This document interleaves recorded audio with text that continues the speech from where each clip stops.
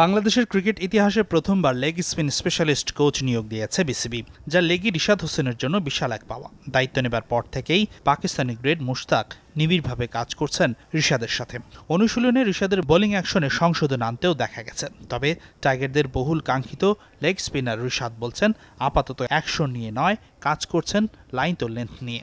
সেই সাথে মানসিকতার পরিবর্তন আনতে চান রিশাদ। স্মুথ শেভিং এর জন্য শুধুমাত্র কুল, নাথিং এলস। এরকম কথা বলতেছিলাম যে ওই সব মঞ্চে বড় বড় মঞ্চে কীরকম করে পারফর্ম করা যায় বা কাম অ্যান্ড কুল থাকা যায়। তো ওনার সঙ্গে এইসব নিয়ে কথা হচ্ছিল আর কি।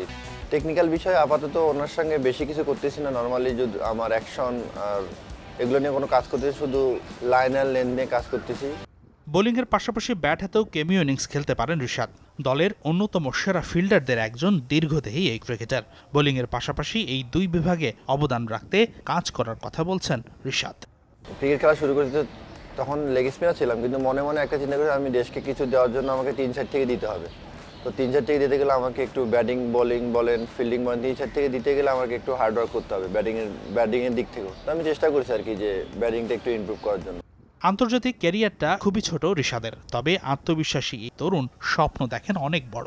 বাস্তবতা কঠিন জানা থাকলেও বিশ্বকাপের সর্বোচ্চ উইকেট শিকারী হবার স্বপ্ন লালন করেন নীলফামারীর এই স্পিনার। আগের থেকে ডিফারেন্ট একটা রেজাল্ট হবে ইনশাল্লাহ, আশা করি।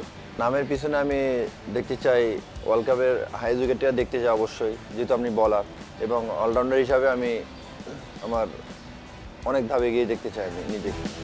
রিশাদের স্বপ্ন পূরণ হওয়াটা হয়তো অনেক কঠিন হবে, তবে যুক্তরাষ্ট্রের বিপক্ষে যে দারুণ ফর্ম দিয়েছেন সেটি ধরে রাখতে পারলে এবারের বিশ্বকাপে টাইগারদের অন্যতম ট্রাম্প কার্ড হওয়ার সক্ষমতা আছে, তা ইতিমধ্যেই প্রমাণ করেছেন রিশাদ হোসেন।